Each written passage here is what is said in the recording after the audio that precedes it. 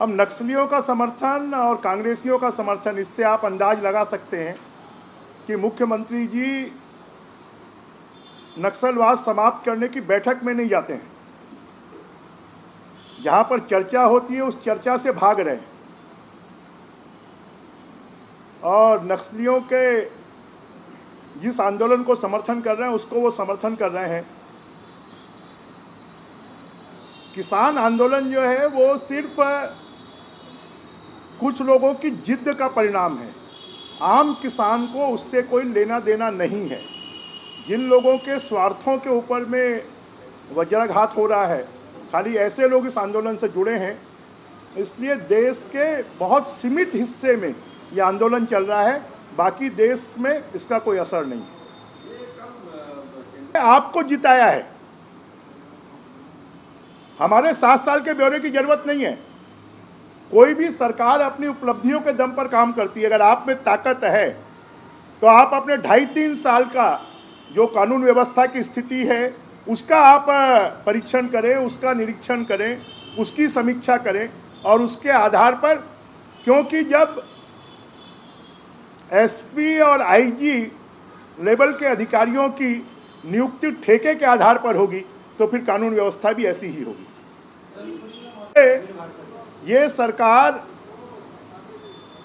जितने भी व्यसन हैं, कभी कभी तो छत्तीसगढ़ में लगता है कि जैसे अफीम गांजे की खेती यहाँ पर शुरू हो गई है। सूखा ड्रग्स यहाँ पर मिलने लगा है। शराब तो ऐसे दूसरे राज्यों से आ रही है। अब विधानसभा परिसर के पास में शराब की फैक्ट्री पकड़ी जाती है जहाँ पर मशीनें लगी होती हैं। मतलब सरकार के संरक्षण में पूरे छत्तीसगढ़ को नशे के आगोश में डुबोने का काम ये सरकार कर रही है। और भाटागांव मेरा विधानसभा क्षेत्र है।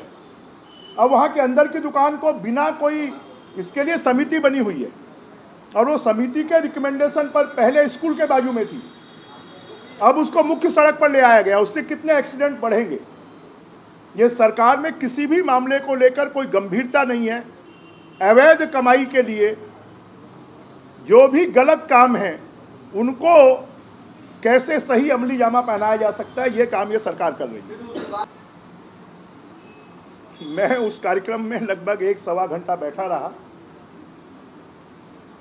शंकराचार्य जी का उद्बोधन जो आधे घंटे का था वो मुख्यमंत्री जी के इंतजार में 1 घंटे चला।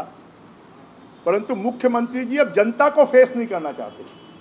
शायद जनता के सामने वो पहुंचते तो शंकराचार्य जी उनको बहुत सारी हिदायतें देते, परंतु मुख्यमंत्री जी शंकराचार्य जी का सार्वजनिक कार्यक्रम समाप्त होने के बाद कमरे में मिलने के लिए उनसे पहुंचे। इससे यह समझ में आता है कि शंकराचार्य जी का वो कितना सम्मान करते हैं।